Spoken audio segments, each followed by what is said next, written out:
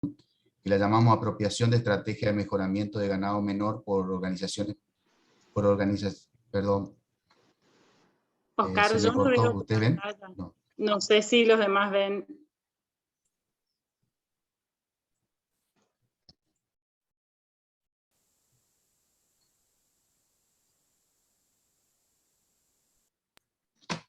¿No se ve?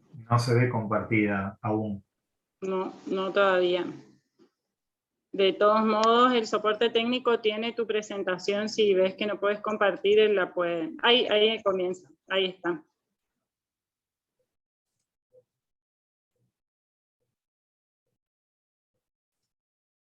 Ahí va.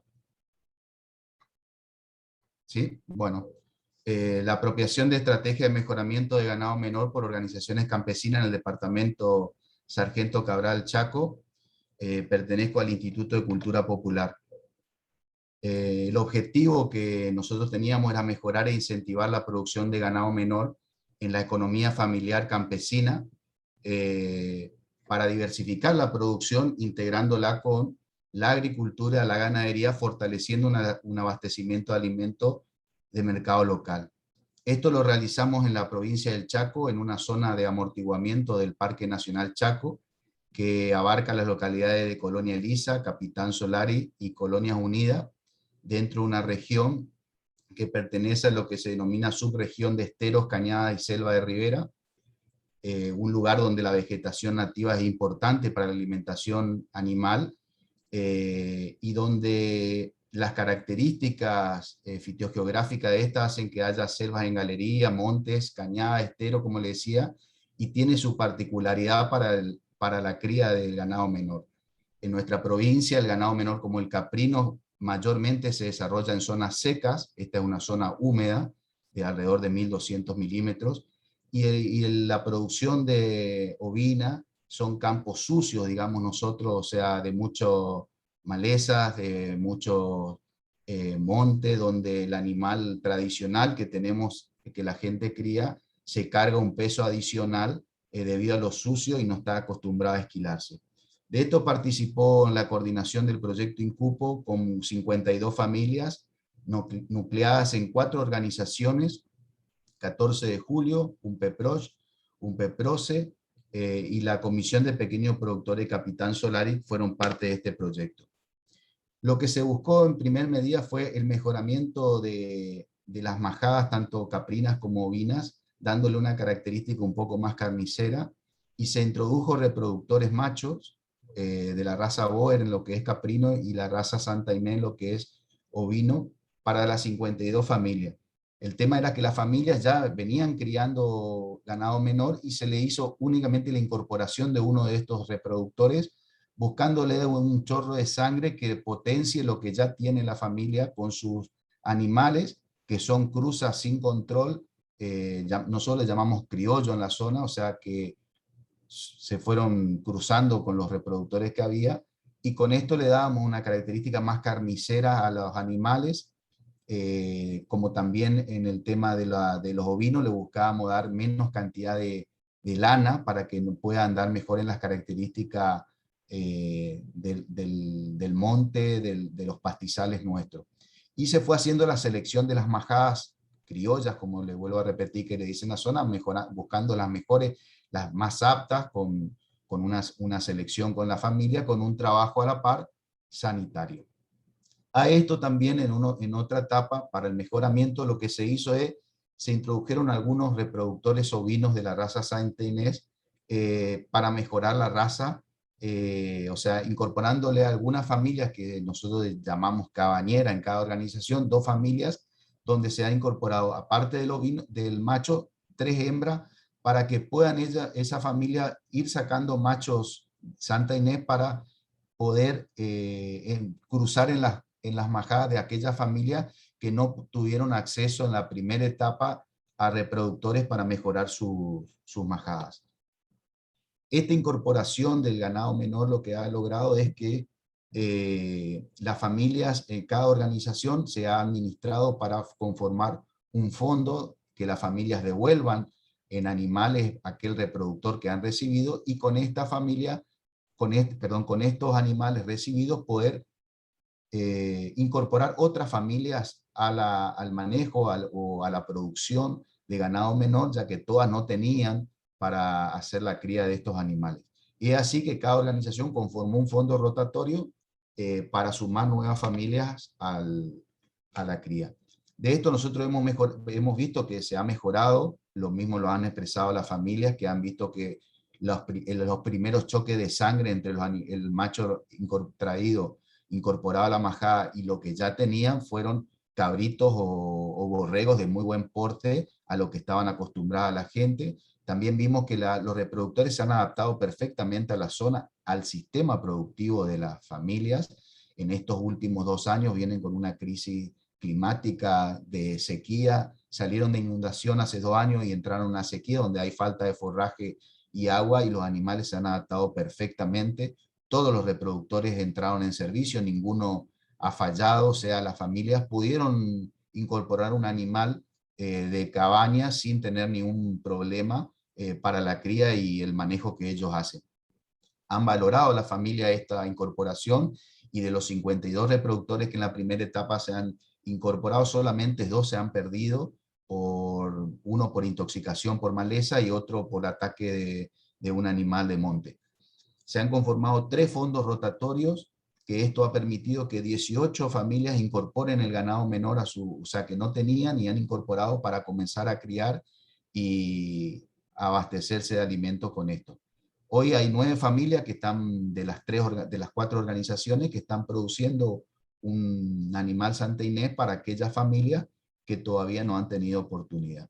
Nosotros hoy vemos, si bien cualitativamente es difícil, cuantitativamente es difícil ir midiéndolo, cualitativamente nosotros vemos la importancia debido a que en lo que es la oveja, la familia ven que la carne sale con mejor sabor, la grasa es más apetecible que la grasa que anteriormente tenían las ovejas de la zona, y hoy de distintos lugares de la provincia otras organizaciones tratan de intercambiar animales con estas organizaciones debido a la difusión que ha tenido de su manejo y del éxito que han tenido ellos con la incorporación de unos reproductores cuando muchas veces se pensaba que no lo podían hacer. Muchas gracias y quedo a su disposición. Muchas gracias, Oscar. Bueno, ahora le vamos a dar la palabra a Federico Mazzoni, que nos va a hablar de la incorporación de avena sativa y vicia villosa en una secuencia soja-maíz tardío para reducir insumos. Adelante, Federico. Bueno, ¿se escucha? ¿Se escucha? Sí, sí, bien. Sí, sí. Ah, bien, bien. Bueno, voy a achicar acá. Bien, bueno, mi nombre es Federico Mazzoni, yo soy licenciado en biodiversidad, profesor de biología y trabajo en protección vegetal de cultivos extensivos acá en el INTA Rafaela.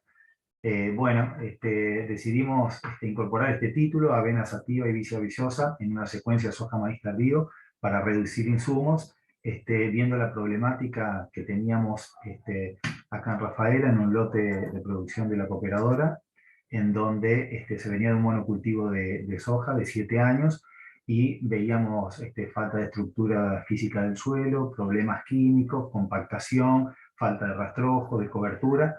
Por lo tanto, decidimos incorporar estos cultivos de servicio y una secuencia de avena sativa y vicia villosa como cultivo de servicio el primer año, y luego el cultivo de verano maíz tardío, y en un segundo año avena por resiembra natural a soja de primera en la rotación. Las características de este cultivo de servicio fueron el comportamiento rastrero, en el caso de la vicia, la estructura aérea de soporte de la gramínea, en el caso de la avena, la fijación biológica, ¿no es cierto?, y el aporte de nitrógeno, fijando... ¿Sí? ¿Sí? Disculpa, un comentario. Yo no veo la presentación, estaba buscando porque estoy con el teléfono, pero ahí están diciendo que no se ve. No se ve. No sé si alguien la está viendo. Se vio al principio y después se dejó de ver. Si querés dejar de compartir y volver a compartir pantalla. Sí.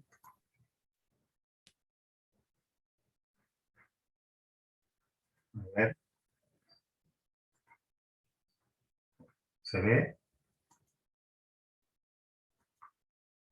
No todavía. Ahí. Ahí está comenzando. Bien. Bueno, agrando. A ver si lo ponéis en modo presentación. Ahí se ve como presentación. Y pasar a la siguiente a ver si Así. ¿Se está viendo? Ahí sí, ahí sí, ahí ¿Sí? sí. Ah, bien. Bueno, Sí. hablábamos entonces de las características de los cultivos de servicio que fueron incluidos en esta rotación, como el comportamiento rastrero, la estructura aérea de soporte de la avena, la fijación biológica, ¿no es cierto?, el aporte de nitrógeno que fija desde la atmósfera la leguminosa, en el caso de la vicia, mejorar el balance del carbono en el suelo, disminuir la emergencia de malezas o de especies indeseadas, mejorar el almacenaje de agua y regular la dinámica de organismos perjudiciales y organismos benéficos.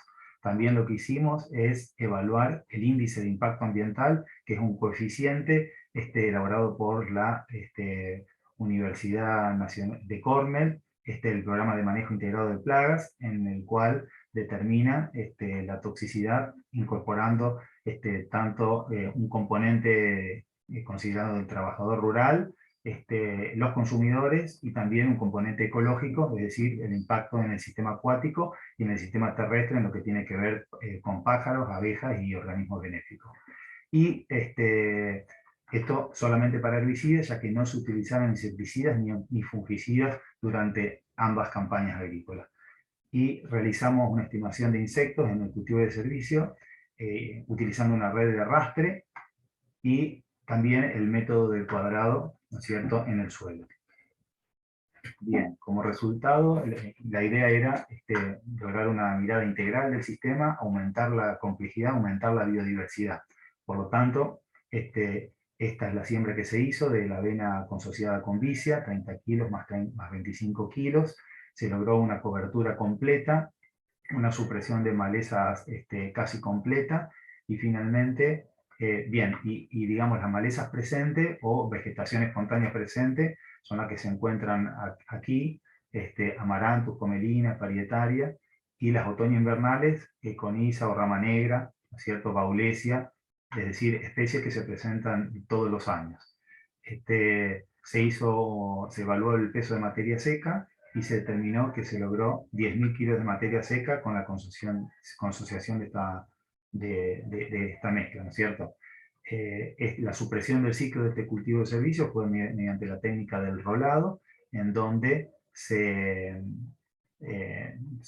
cortaron, digamos, los haces vasculares, es decir, se suprimió el ciclo, y abajo a la izquierda se puede ver cómo queda la cobertura secándose, ¿no es cierto?, por la exposición al ambiente. Esto difiere, bueno, para poner en contexto, nosotros estamos a nuestra latitud centro-oeste de la provincia de Santa Fe, con una temperatura media anual de 19 grados y 960 milímetros de promedio anual. Bien, esta práctica difiere de lo que es un barbecho químico largo, barbecho químico intermedio y barbecho químico corto, es decir, normalmente se hacían 3 a 4 aplicaciones durante el invierno de herbicidas, justamente para mantener el suelo libre de malezas, y después iba un solo cultivo anual. Bueno, esta práctica se contrapone con la presencia de biodiversidad de estas especies que, por ejemplo, que incluimos nosotros en el sistema, como las vicias y las avenas, como alternativa, ¿no es cierto?, a este barbecho. En estudios previos vimos que logramos otros porcentajes de materia seca menores, porque fuimos ajustando la técnica del momento de siembra y momento de secado para acumular la mayor cantidad de biomasa posible, ¿no es cierto?, y para que los beneficios en el sistema sean mayores.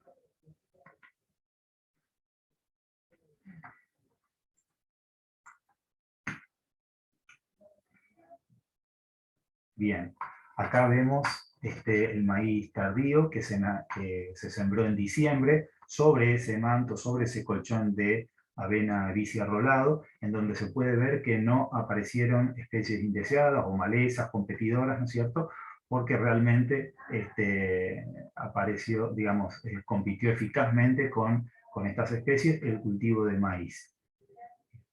Después sí decidimos una práctica en B4, es decir, cuando el maíz tenía 4 hojas, por la alta densidad de yuyo colorado, una maleza problemática en la zona, la aplicación con un herbicida en cobertura total, aunque después, en el análisis posterior, pensamos por qué no haberlo evitado y directamente rescindir ciertos quintales de rendimiento, y de tal manera evitar esta práctica. De todos modos la hicimos y vemos que tenemos un impacto ambiental de casi 2, bajo en comparación con la otra técnica del barbecho químico convencional, ¿no?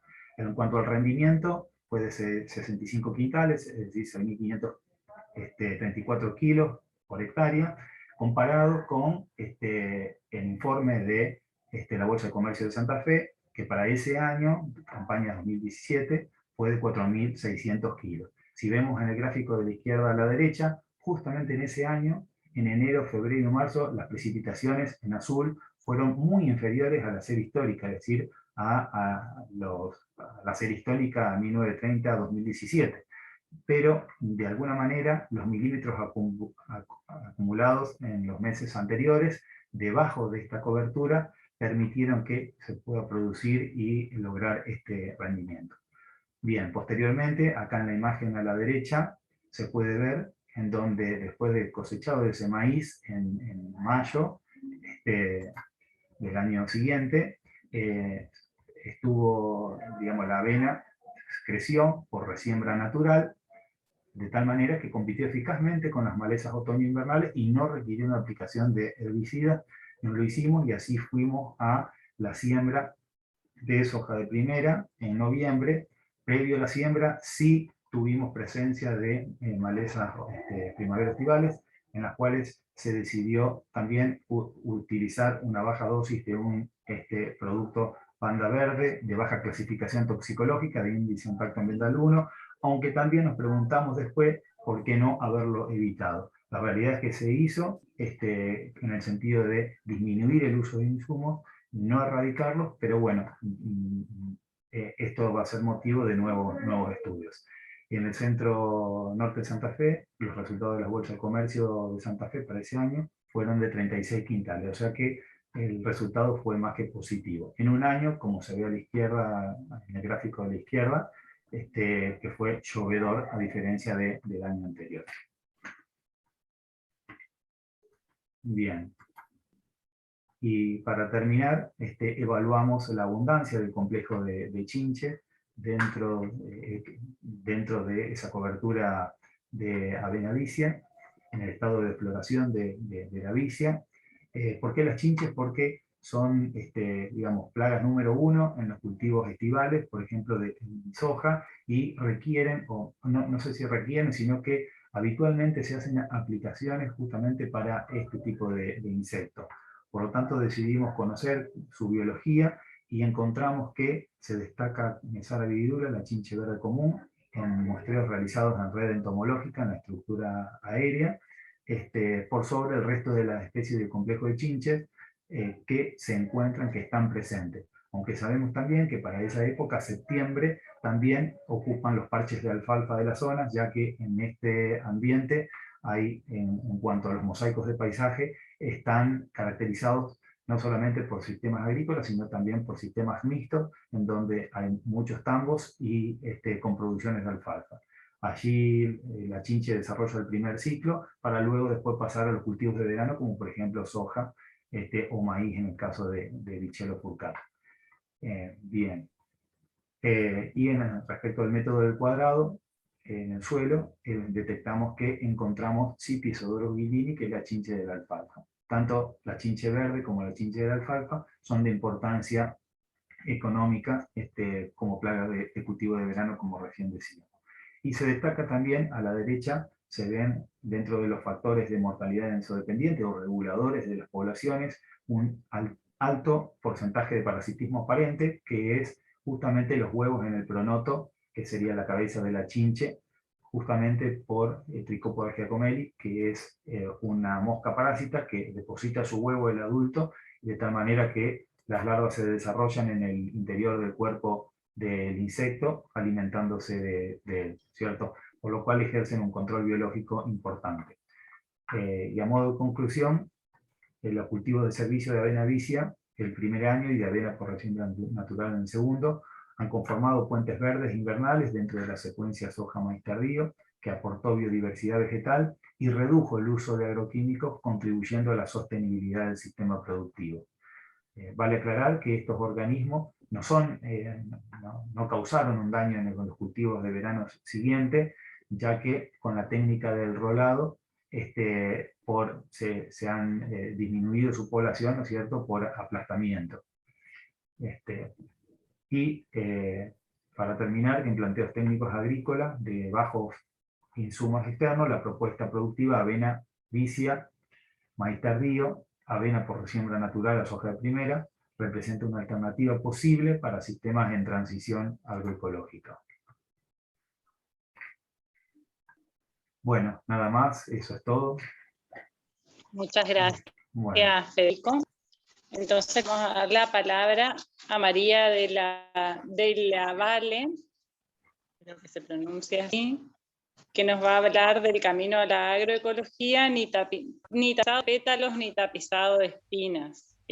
No sé si estás, María, ya como coanfitriona, si no te pido, Marcos, por favor, que la... Ahí está. Estoy. Bueno, adelante, María. Sí, yo les voy a avisar cuando estén los 10 minutos, disculpen, porque estamos un poquito pasados de tiempo. Gracias. ¿Se escucha bien ahí? Sí. Vos, Julieta, ¿podés poner las diapositivas? No, yo no, porque no, se me cortó la luz y estoy con el teléfono, pero el soporte técnico le vamos a pedir que ponga tu presentación. Marcos, ¿la tenés a mano?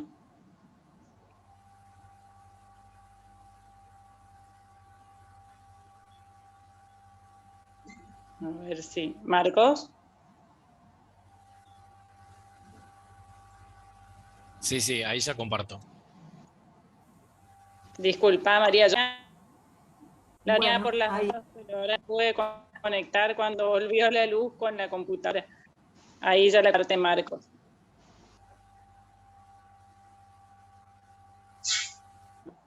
Muchas gracias.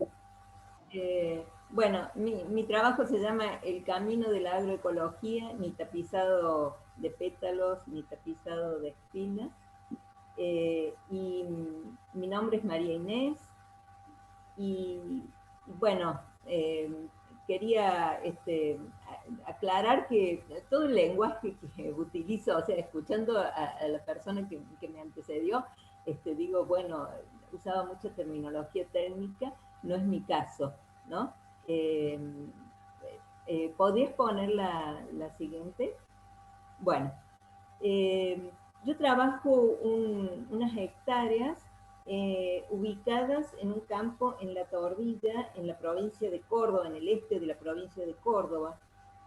Y como se darán cuenta, digamos, soy muy nueva en todo esto, porque he desarrollado otra profesión en mi vida laboral, he sido docente en el área de historia, y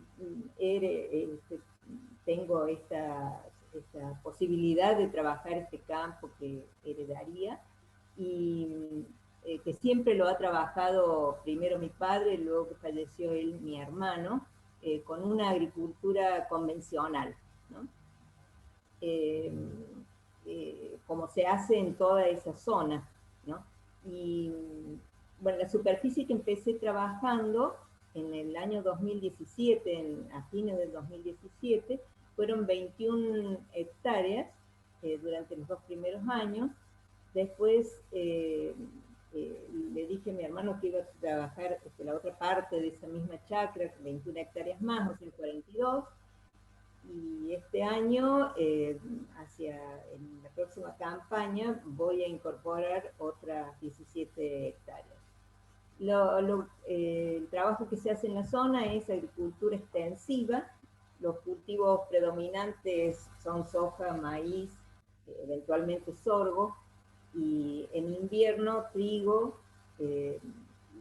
también se hace centeno, avena o cebada, ¿no?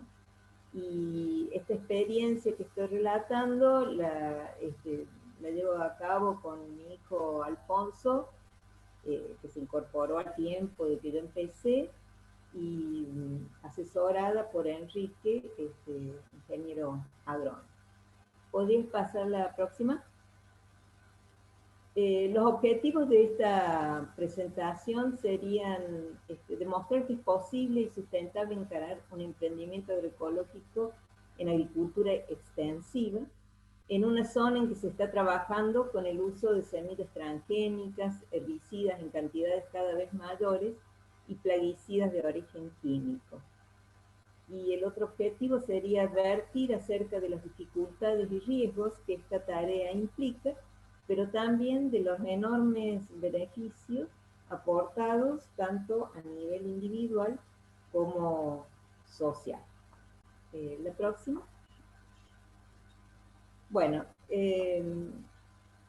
digamos que al principio quiero decir antes que nada que fue muy difícil encontrar a alguien que me asesorara. Esto tal vez lo voy a decir otra vez porque al principio fue mi mayor obstáculo, ¿no?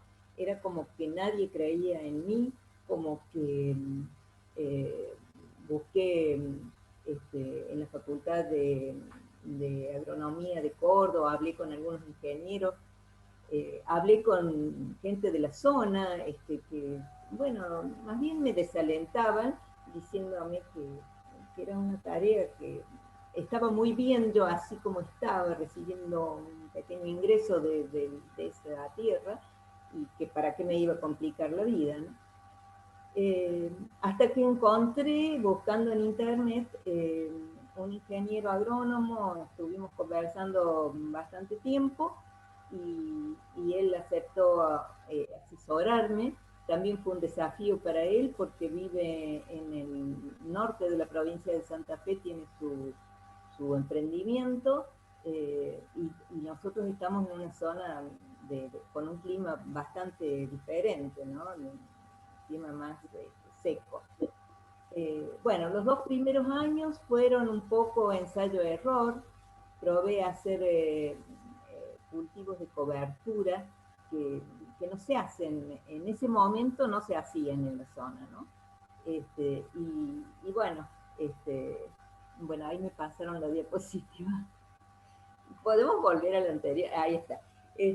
Bueno, esos 2 primeros años fueron así bastante frustrantes, porque sembramos caupí y vicia mezclada con trigo, y en realidad esas dos siembras no dieron resultados, y entonces di una marcha atrás que me resultó muy dolorosa, porque tuve que volver a entregarle la tierra a mi hermano, que la volviera a trabajar él, aconsejado esto por el ingeniero asesor.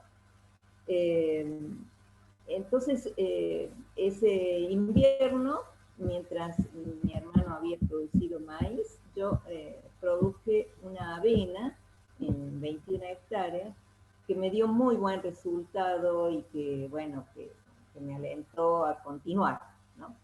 Y entonces después comenzamos con el cultivo de soja, una soja del grupo 4 con bastante, bueno, rindes más o menos acordes a la zona, más bajos que en general, pero como la inversión no había incluido el uso de agroquímicos, bueno, quedaba cierta ganancia, ¿no? Después en el invierno ese siguiente sembramos trigo en una parte y avena en la otra, pero fue un invierno muy seco, el del 2019, y bueno, no pude cultivar nada en esa oportunidad. En la campaña siguiente, en el verano, sembramos soja de nuevo, siempre soja conseguía semillas no transgénicas. En este caso, en una parte sembramos grupo 5 y en otra grupo 6. Los rindes fueron muy buenos, y En el último invierno, que sería lo que acaba de ocurrir, es que íbamos a sembrar trigo, tenía la semilla comprada, y no, las lluvias no acompañaron, y fue, o sea, no sembré nada de cultivo de invierno. Así que, bueno, ahora nos estamos preparando para la próxima campaña, que también se presenta complicada por el tema de la falta de lluvia. La siguiente, por favor. Disculpa, María, te quedan menos de 2 minutos y medio. Bien, pásame la última. Bueno, en cuanto a las fortalezas y debilidades de este emprendimiento, ¿no?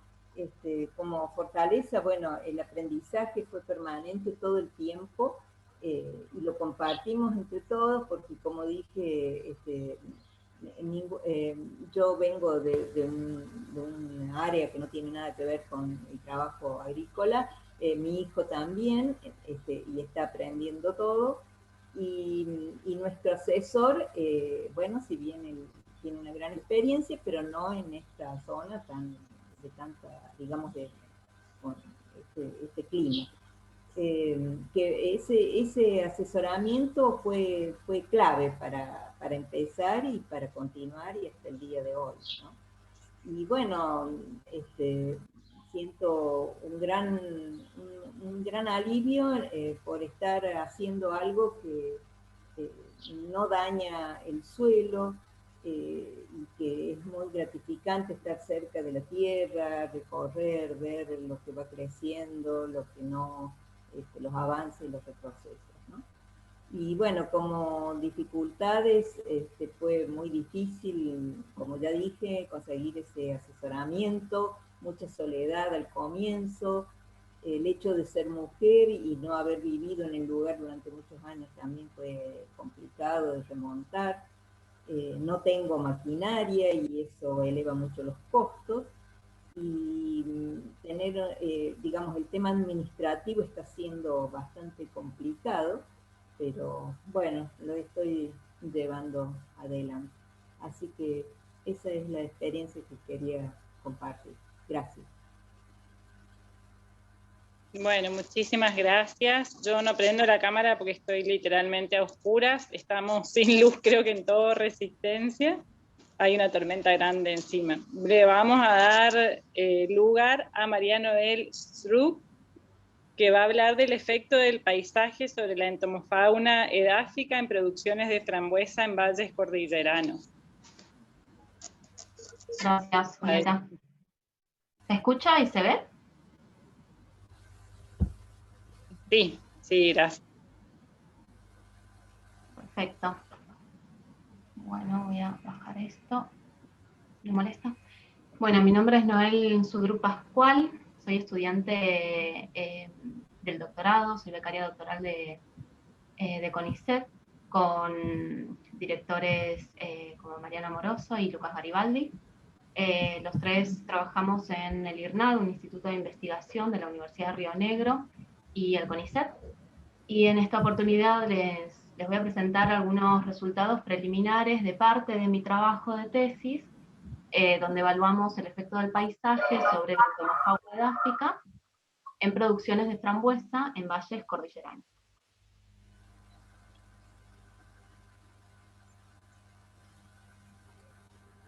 Bueno, partimos de la base de que las comunidades biológicas más biodiversas, es decir, con mayor cantidad de especies y en iguales proporciones, son importantes para el sistema porque le dan equilibrio. Las comunidades más diversas le permiten tener resiliencia y estabilidad a los sistemas agrícolas, y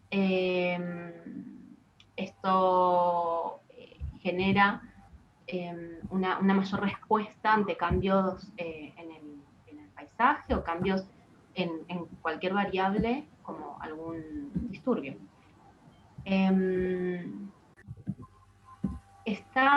Hay suficiente evidencia de que la configuración del paisaje alrededor de los sistemas afectan la comunidad de artrópodos, ¿no? Por ejemplo, la fragmentación del paisaje o la pérdida de hábitat disminuye en algunos casos la diversidad de especies claves como son los polinizadores o los insectos controladores de plagas.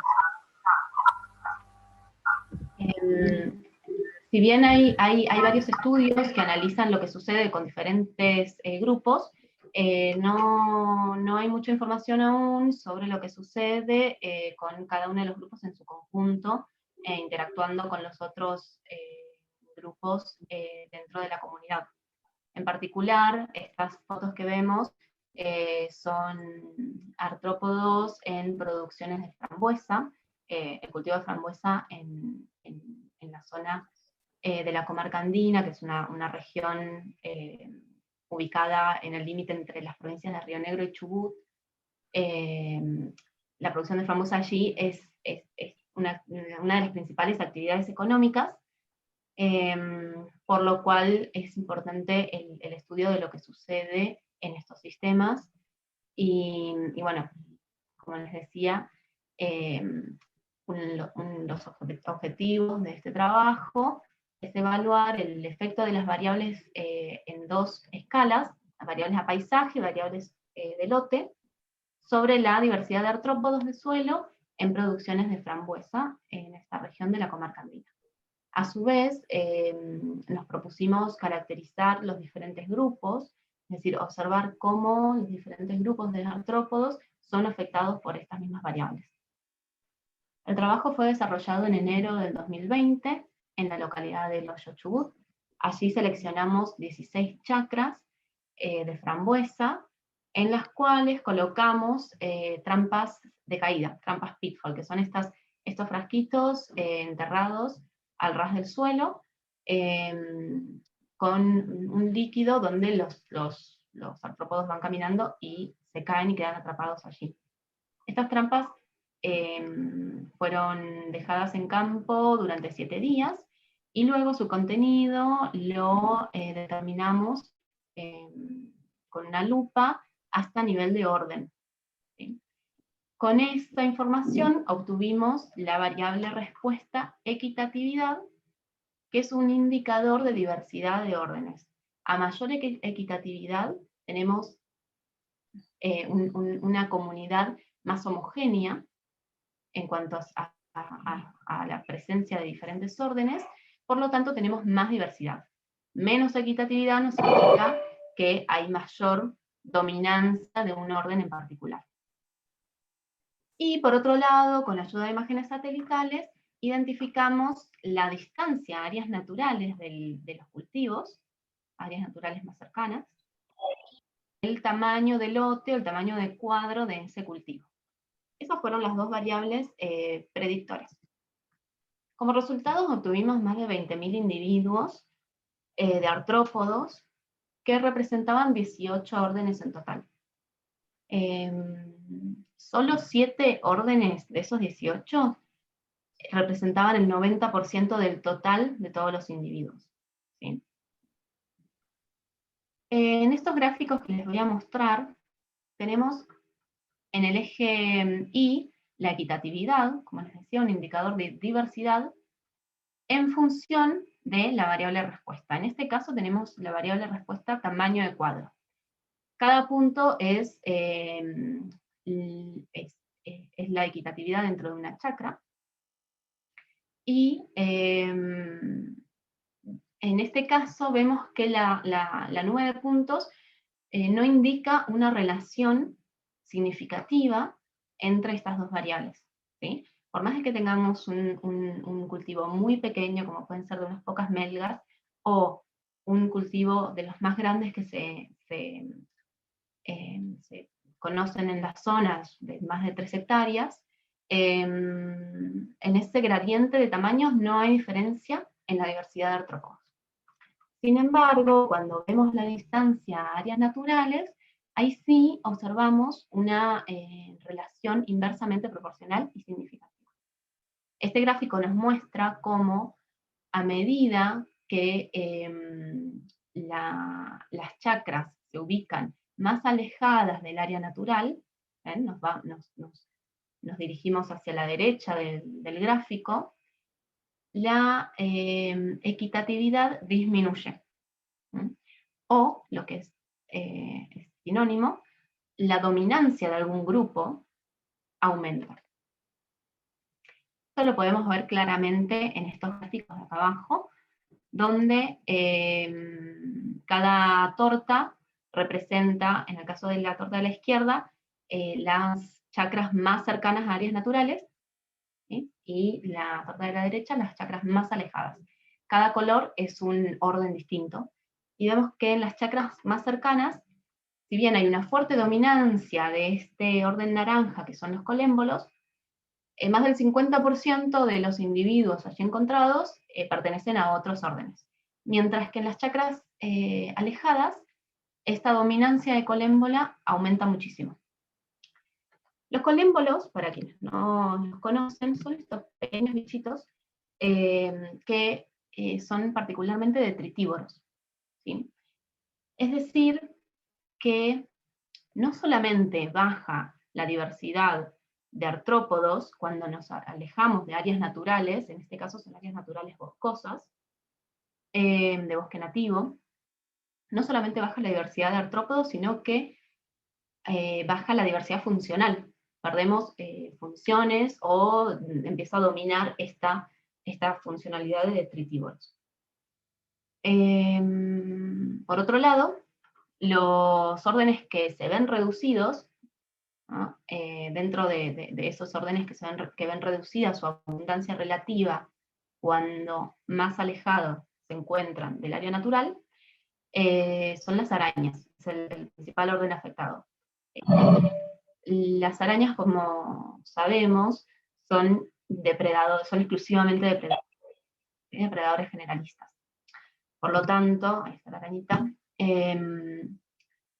vemos cómo hay un efecto no solo, como les decía, de los artrópodos, sino van cambiando las funciones que esa comunidad de artrópodos puede desarrollar dentro del sistema agrícola de producciones de frambuesa. Como conclusiones, para ir terminando, tenemos que, si bien esta región se caracteriza por ser particularmente heterogénea en cuanto al paisaje y a la diversidad agrícola, hay un factor que es clave, que es las áreas naturales compuestas por bosque nativo. Esas áreas naturales afectan la diversidad de artrópodos. Cuanto más alejadas están esas áreas naturales, menor diversidad hay, y en particular aumenta la dominancia de los detritívoros como los colémbolos, cuando estamos lejos de las áreas naturales, y baja la abundancia relativa de las arañas.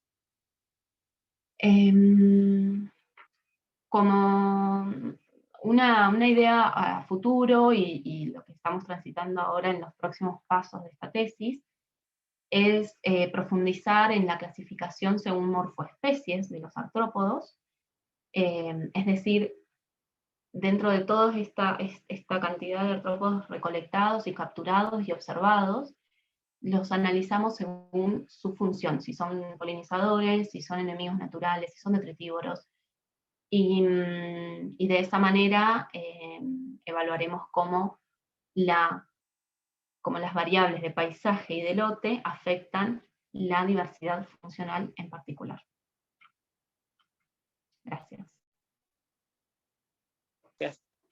Muchas gracias, María Noel. Bueno, ahora le vamos a dar lugar a Arauco Schiffman, que va a presentar el intercultivo de maíz Caupi-Zapallito como alternativa productiva de intensificación sustentable.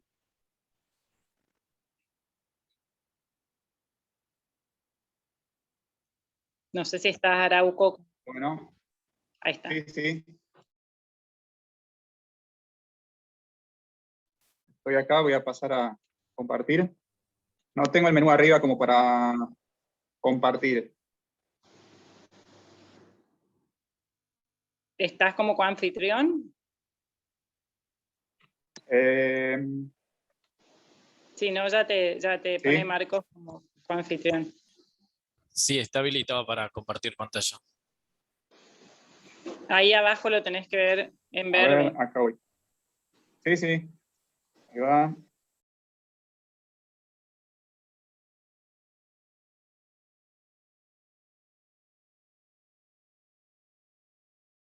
Bueno.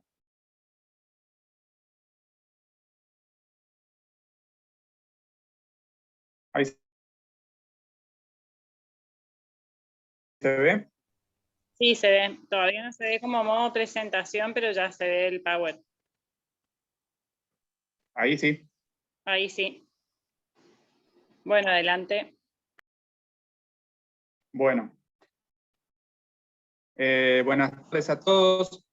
Yo trabajo en el INTA y PAFNEA.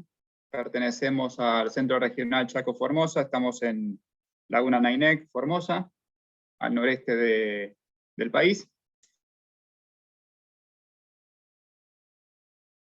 Y lo que les voy a presentar, brevemente, tuve que sacar varias cosas para cumplir con los 10 minutos y las 5 diapositivas, es el primer año de mi ensayo de tesis. Estoy haciendo la tesis de maestría en producción vegetal en la Escuela para Graduados en la Universidad de Buenos Aires, y me interesa mucho el tema de los cultivos consociados y las posibilidades que estos tienen con fines académicos y con un propósito de mejorar los sistemas productivos de la agricultura familiar. Mi tema que voy a presentar es el intercultivo de maíz, caupí, zapallito como alternativa productiva e intensificación sustentable. Siguiente. En esta primera diapositiva me concentré en exponer a modo de resumen lo que es el resumen mandado de mi trabajo al Congreso de Agroecología, para brevemente comentarles que bueno, los cultivos de maíz, poroto y zapallito, que son los que uso, en este caso el poroto caupí, se realizan en forma de monocultivo en general en Formosa y en la región, y en esta zona muchas veces nos encontramos con suelos degradados, naturalmente por estar los productores sobre suelos de origen aluvional con poco desarrollo, con limitantes de erosión hídrica, con limitantes de salinidad,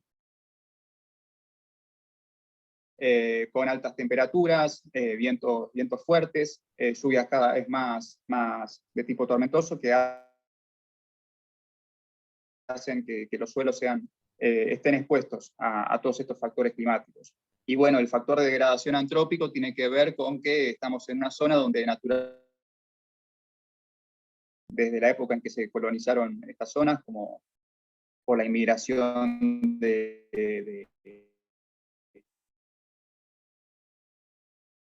proveniente de Paraguay, hizo la renta predominante a través de los años sin posibilidades de rotación.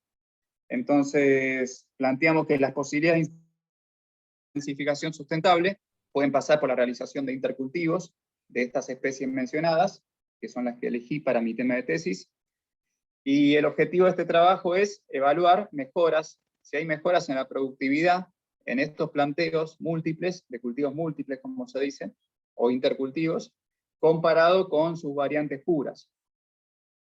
De esta forma se realizó un ensayo de intercultivos de maíz, poroto caupí y zapallito de tronco, versus sus respectivos monocultivos, y lo que se buscó evaluar son diferencias en rendimiento final y en el valor de uso equivalente de la tierra, que es un procedimiento analítico que les voy a pasar a explicar luego.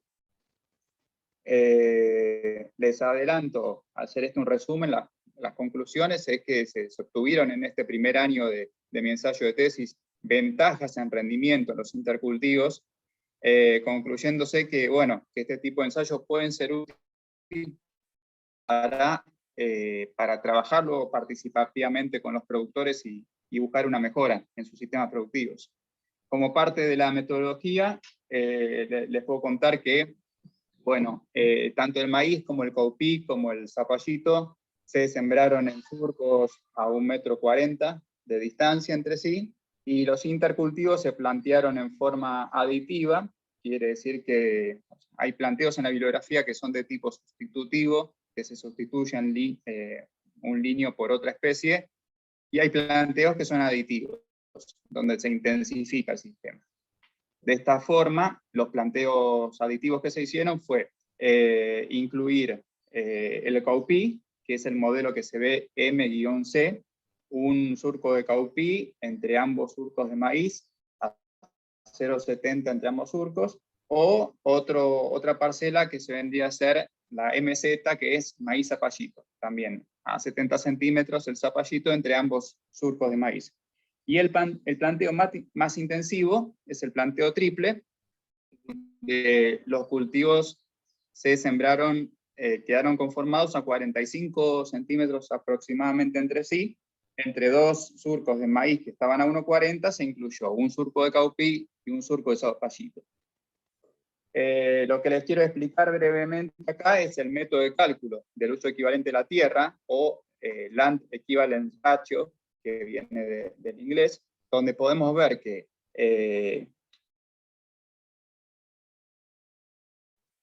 sea cual sea su familia, si son de tipo, acá podemos ver un ejemplo de la bibliografía, donde un cultivo de grano con un cultivo frutal, están creciendo cada uno en superficies distintas de tierra.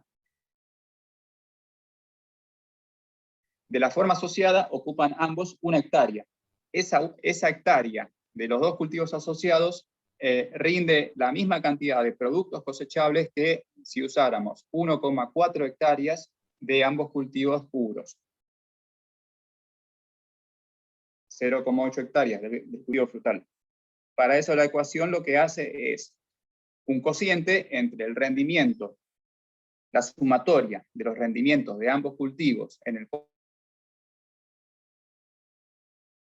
policultivo sobre la sumatoria del rendimiento de ambos cultivos en sus versiones puras. Si obtenemos un valor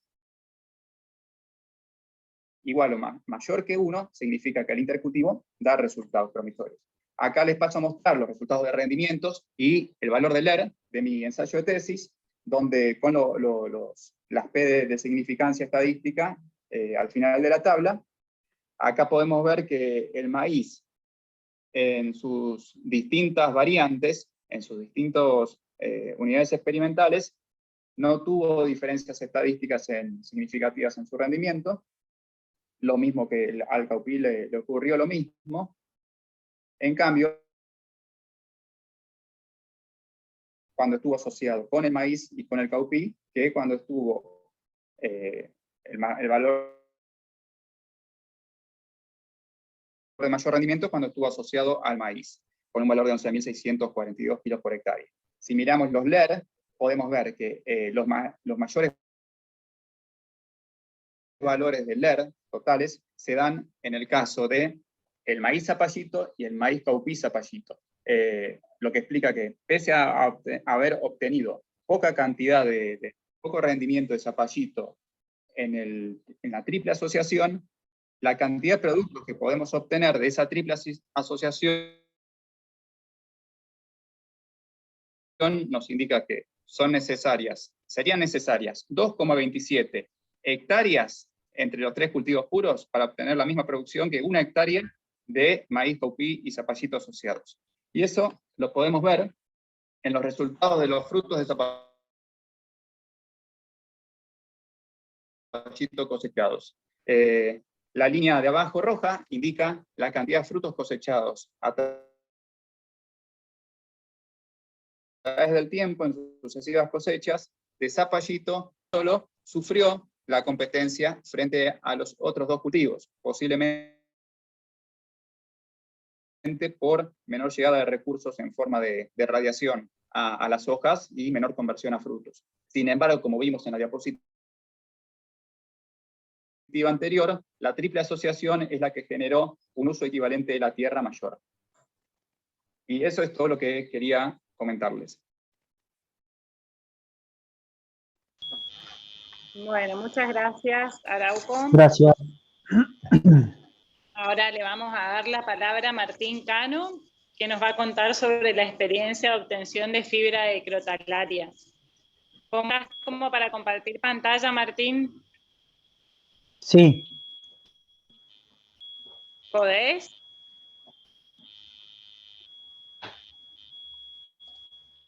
no te lo puede pasar el soporte técnico.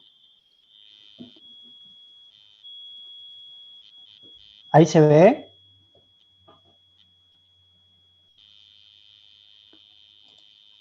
Hola. No, no se ve. Bueno, si lo pueden pasar sería buenísimo.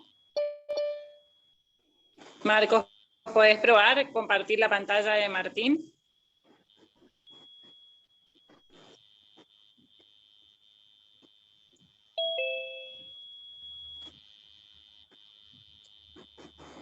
Hola, Marcos. Julieta. Sí, Sí, sí, en el podés listado que a mí compartir me la pasaron, presentación. justamente en el listado que a mí me pasaron de los videos no estaba el de Martín. El 51. No, no, sí, no estaba, ese video no estaba, esa presentación. Bueno, Pero no es un video, es un PowerPoint o un PDF. Tampoco es estaba. un PDF, Chequeé. sí. Bueno, Si podés intentar, Martín, y vemos a ver si... Y sí, saca tu cámara, así tenés más conectividad. sí.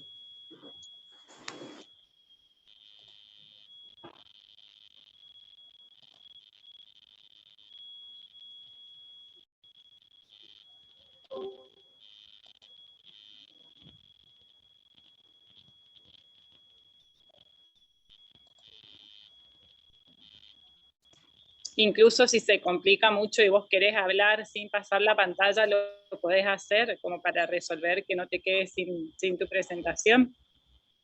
Bueno, les cuento cómo la experiencia es Dale. la utilización de abonos verdes para la recuperación de suelo. Esta experiencia se desarrolló en forma participativa y nos capacitamos todos con las familias Wichí de lote 27 de la localidad de Las Lomitas, que está a 300 kilómetros de Formosa capital. El clima, bueno, es semiárido y lo que se buscaba desde el principio, el objetivo era incrementar, bueno, un sistema adaptable a la zona, reemplazar el trabajo de laboreo del suelo por una asociación de plantas, ya que al ser familias indígenas, todos los chacareros de la zona primero usaban ellos sus herramientas y quedaban siempre para lo último las familias indígenas, Wichí, o nunca lo hacían, o le cobraban cosas que no tenían nada que ver. Entonces, bueno, la idea era buscar alternativas para poder, bueno, no tener que mover el suelo y una de las alternativas fue el cultivo de abonos verdes para cobertura. Utilizamos un montón de plantas que introdujimos, desde sorgo de escoba, mijo, moa, dentro de las gramíneas, y dentro de las leguminosas, canavalia, mucuna, dolicho, poroto palito, poroto mugno. Y entre medio usamos en forma asociada maíz blanco, maíz amarillo, maíz dentado, zapallos, sandías y melones. El primer año realmente fue simplemente hacer la cobertura. Se utilizó en principio una rastra de dientes que tuvimos que construir nosotros con tronco de palo santo y unas púas que nos consiguió Luis Castelán, y con un burrito pasamos y movimos el suelo, y después de ahí se sembró al voleo sorgo de escoba, se sembró moa mijo, y después con una herramienta que se llama traca o traca, que es utilizada mucho en la agricultura familiar del Paraguay, se fue sembrando tanto las leguminosas como los zapallos y las sandías y los melones, y el maíz, perdón. Realmente el primer año fue espectacular cómo logramos esa cobertura. logramos tal cobertura que en el segundo año pudimos sembrar poroto negro sin que haya llovido, o sea que la humedad se mantuvo todo abajo de la cobertura y logramos cosechar porotos, ¿no? Que fue algo increíble. Y bueno, quería mostrarle que este tipo de agricultura, increíblemente, los wichí tenían una palabra para agricultura sostenible que es Tot Amejej, que significa que es una manera de producir sin dañar el suelo y que vaya mejorando la calidad de vida de ellos y de sus nietos. Dentro de la cultura también wichí, se hicieron mediciones de los rindes durante 3 años, tomando como base el primer año. Hubo una producción en kilos de 320 kilos, estamos hablando de menos de 1/4 de hectárea, pero dentro de las variables tuve que poner, porque era algo que indefectiblemente había que ponerlo, era el regalo de producción hacia las otras familias, que era más importante esa variable que por ahí lo que se vendía o lo que se consumía. Y esto habla un poco de la cultura wichí, de su manera de ver la vida, que es de la buena voluntad, que entonces, bueno, si yo soy generoso y no soy capitalista, de alguna manera, todas las cosas buenas van a venir a mí. Entonces, bueno, lo que vimos fue que el primer año cosechamos en promedio 327 kilos, el segundo año pasamos a 564 kilos y el tercer año se mantuvo en 536 kilos. Con lo cual, como experiencia fue excelente haber podido lograr un sistema de cultivos de cobertura que, bueno, que cumplían con todos los lineamientos de la agroecología, que era mantener los suelos vivos, diversidad, bueno, conocimientos continuos y compartir conocimientos entre todos. Y bueno, sobre todo los suelos vivos. Bueno, esa fue la experiencia. Lamentablemente no pudimos pasar el gráfico que yo quería mostrarle, pero bueno, va a Ahí estar está el colgado gráfico. Ahí está, Martín, explícalo. Martín, bueno, sí. Ahí está. Genial. Bueno, el gráfico es ese que le contaba del regalo como algo tan importante en la cultura y cómo fue pasando de año a año, el regalo fue aumentando o se mantuvo, ¿no? Eso fue increíble, que a pesar de que hubo más producción, el regalo no es que se quedó en la base del primer año, sino que cuanto más producción tenía, más regalaban. Y lo otro que quiero destacar es que por tener mejores productos pudieron obtener mejores precios, porque eso también pasaba, que por ahí iban a la verdulería a ofrecer sus zapallos y como con el sistema convencional sacaban zapallos por ahí defectuosos, le bajaban el precio. Al tener un producto de mejor calidad, pudieron obtener precios diferenciados o mejores precios. Y eso se ve también en el gráfico, aquí con el mejor precio. Bueno, eso es todo. Gracias por escuchar. Muchas gracias, Martín. Le vamos a dar lugar a la última ponencia, a Miriam Chávez, que va a presentar el trabajo sobre la experiencia agroecológica en un ambiente semiárido, y después vamos a tener 10 minutos para preguntas. Adelante, Miriam. Buenas tardes, ¿escuchan bien? Sí, se te escucha bien. Bien, nosotros, si bien está mi nombre, somos 3 los autores y 3 los que vamos a presentar la experiencia. Vamos a tratar de que pueda entrar todo lo que queremos contar en estos 10 minutos. No sé si me permiten compartir la pantalla, Marco, por favor. O Julieta. Marcos te tiene que habilitar. Sí. A ver, Marcos. Está habilitada, Julieta, para... Sí, está habilitada para compartir pantalla. Ahí, entonces ahí vamos.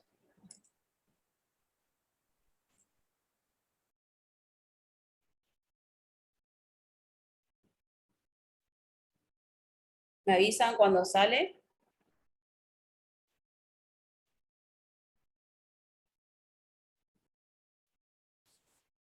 ¿Se puede ver?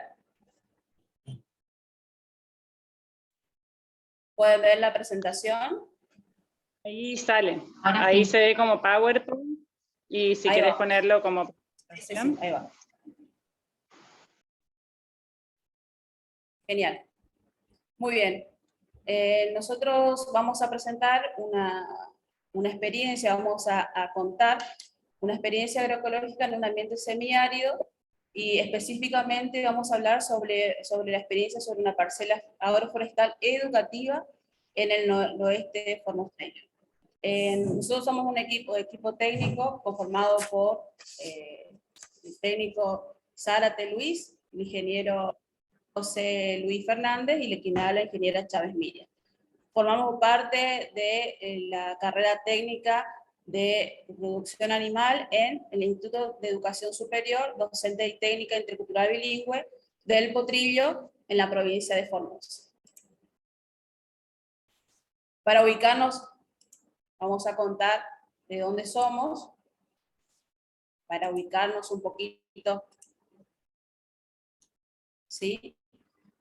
Obviamente somos de Formosa, pero dentro de Formosa estamos en el rinconcito más arriba, en el noroeste, en una comunidad wichí, que se llama El Potrillo, que está ubicada en el departamento Ramón Lista. Estamos a 600 kilómetros de la ciudad capital, de Formosa, y como dije, el departamento está constituido por el 85% aproximadamente por la etnia wichí, un 14% de criollos y 1% aproximadamente son estos números de personas de semiambulantes, entre collas, profesionales que vamos y venimos en esta zona. Entonces con esta presentación, una vez que ya sabemos de dónde somos, iniciamos el relato de nuestra experiencia. Bueno, buenas tardes a todos, antes que nada. Soy Luis. Las experiencias educativas agroecológicas que llevamos realizando dentro de lo que es, digamos, el área que nos cedieron los dirigentes de la comunidad, tenemos aproximadamente 20 hectáreas, de las cuales 7 están cerradas, digamos, con alambre. Y como estrategia de aprendizaje, ¿no es cierto?, lo que buscamos es experiencias, digamos, reales que se puedan desarrollar dentro de un ambiente semiárido, ¿no es cierto? Y como objetivos básicos es incorporar, digamos, tecnologías amigables a lo que es la zona y ser lo más, ¿cómo decirlo?, eficientes a la hora de la utilización de los recursos que tenemos, ¿no es cierto? Y eso va a permitir, ¿no es cierto?, a los futuros chicos transmitir también dentro de sus comunidades los conocimientos que van adquiriendo dentro de la formación técnica. Otro también es fortalecer, ¿no es cierto?, los conocimientos a través de las prácticas, ¿no es cierto?, que se realizan dentro del campo experimental del instituto. Para eso nosotros realizamos líneas de acción, ¿no es cierto?, con distintas distintas actividades de formación, como ser la producción de un módulo agrícola, ¿no es cierto?, a través de distintas formas de cultivar, ¿no es cierto?, ya sea siembra directa o, en este caso, un cultivo de estación que es la sandía, digamos, elaborándolo a través de plantines primeramente, para después esos incorporar, digamos, a parcelas agroforestales, ¿no es cierto? O sea, el ensayo que estamos haciendo es que por la pandemia, ¿no es cierto?, nosotros teníamos una superficie de aproximadamente 1 hectárea donde era toda limpia, y bueno, obviamente por ecología, por sucesión, ¿no es cierto?, aparecieron una especie arbórea que es la Parkinsonia praecox, que es la brea, que es un árbol, digamos, que apareció en ese lugar, y lo que hicimos es que no lo tomamos como un mal, sino que como una ventaja o como algo que nos estaba mostrando el ambiente, que podíamos aprovechar, y lo que hicimos fue básicamente hacer los surcos de 2 metros, y entre eso estamos haciendo, digamos, el trasplante ya se hizo hace un mes, ya el estado vegetativo de la sandía ya está en plena guía, y, ¿no es cierto?, también ese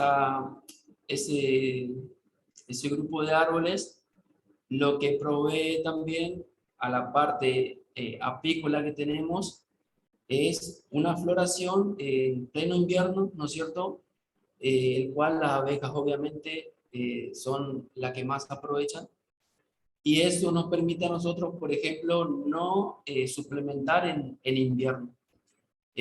Obviamente es algo muy positivo por el hecho de que no estamos comprando, en este caso, azúcar ni jarabe de maíz, lo que fuese para la suplementación de las abejas, aprovechando la floración de la brea.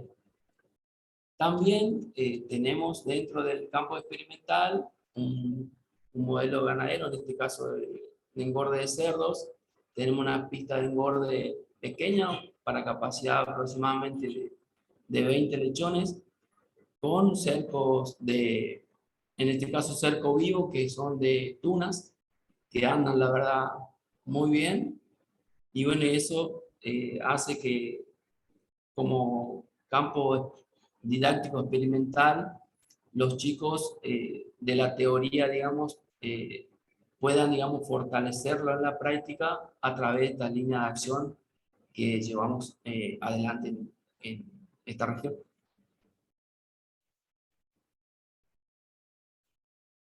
Bueno, mi nombre es José Luis, buenas tardes a todos. Ampliando un poquito lo que decían los compañeros, en cuanto a las parcelas agroforestales, lo que venimos realizando desde el instituto, en cuanto a esa práctica, es realizarla dentro de un cerco tradicional de 1 hectárea aproximadamente. Allí realizamos cultivos en franjas de 1 por 20 metros, previo desarbustado, de poda, de limpieza, de formación, y seleccionando especies. Esa especie, la principal que se seleccionó es la brea, por una de sus características que es de ser melífera. Los cultivos en franja que se utilizaron, dejando la brea entre franja y franja, son especies hortícolas como sandía y zapallo. Aparte de esas especies, dejamos también dos microparcelas, una destinada a la producción de semillas de gramíneas de 4 variedades de búfalo, y una parcela de tuna sin espina destinada a la producción y a multiplicación de tuna para forraje.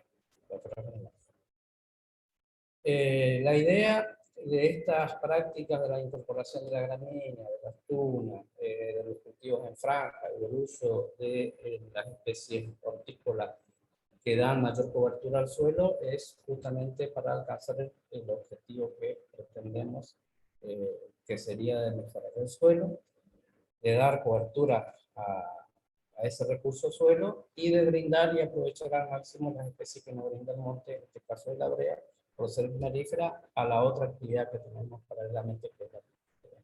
Eso sería en síntesis lo que se viene realizando con el tema de las parcelas agroforestales.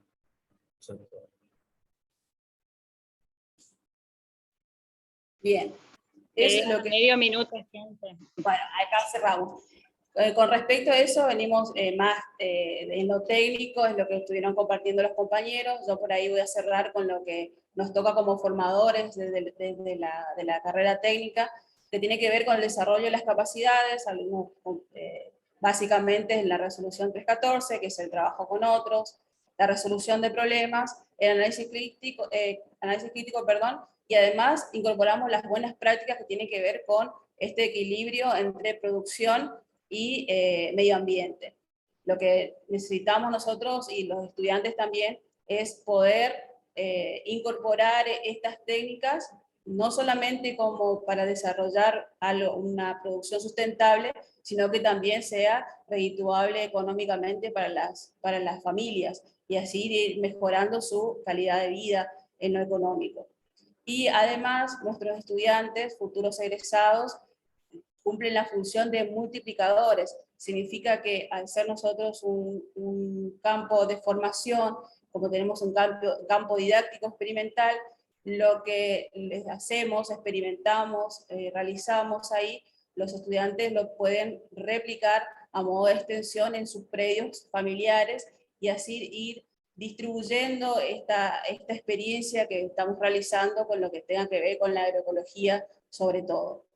A través de charlas, de capacitaciones específicas, porque si hablamos de agroecología, nosotros estamos iniciando esta labor que es ardua, pero también queriendo demostrar que se puede, que la naturaleza nos brinda todos los recursos necesarios para poder aprovecharlo de manera integral con estos módulos que estuvimos explicando, para poder desarrollar una mejor calidad de vida para los habitantes de la zona, y con los recursos y el costo mínimo que eso significa. Entonces, y además articulando con los medios locales como el INTA y Ministerio de la Producción, que también nos apoyan en estas cuestiones. Así que, bueno, ese es el relato de nuestra experiencia, esperamos que puedan entender, así que muchas gracias a todos por su atención. Bueno, muchas gracias. Tenemos muy poco tiempo para preguntas, pero tenemos solamente 2 preguntas, así que las voy a hacer ya. La primera pregunta es para Federico Mazzoni, que le preguntaron cuál fue la fecha de siembra del abono verde, pero entiendo que eran cultivos de cobertura. Sí, sí, fue a fines de mayo. Habíamos evaluado en siembras a principios de mayo, a mediados de mayo y en junio, y los mejores resultados en esta experiencia que se presentan fueron a fines del mes de mayo y la supresión del ciclo en noviembre, con más del 50% de la avena, digamos, en formación de grano y un 70-80% de floración de la vicia. Ahí es donde mayor cantidad de materia seca, primero materia verde y después materia seca, logramos acumular. Y por supuesto manteniendo ese puente verde sin uso de herbicidas, que era lo que estábamos buscando. Muchísimas gracias. Y la segunda pregunta, la última, es para María de la Valle, que preguntaron si no probaron con garbanzo en invierno y después maíz sobre garbanzo.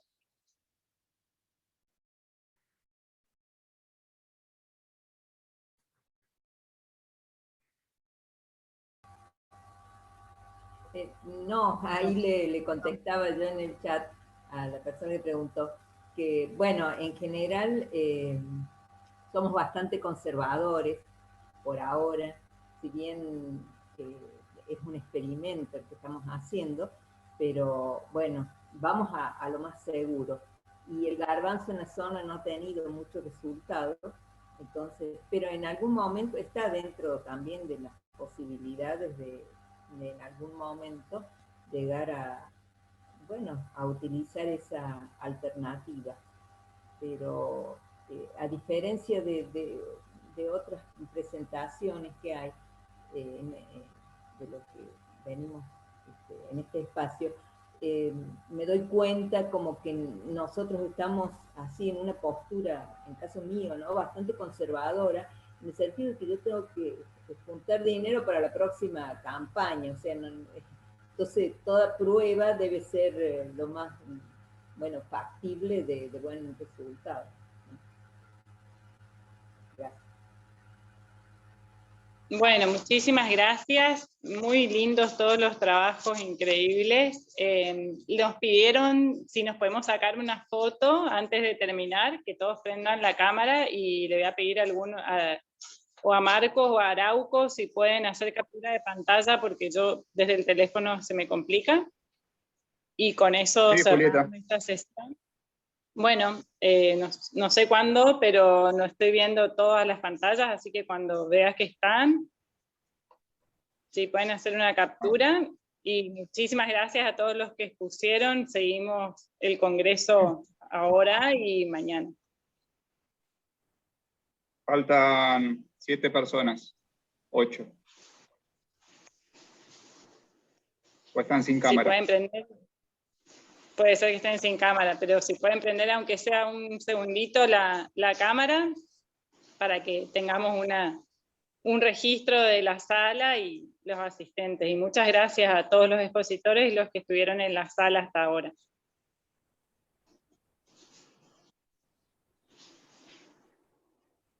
A ver.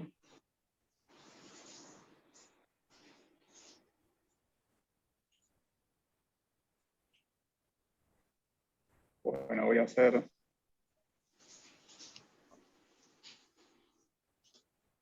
Ahí ya hice. Bueno. Gracias a buena todos. jornada y seguimos en el Buenas congreso. Gracias. Buena Chao. jornada. Hasta luego. Chao.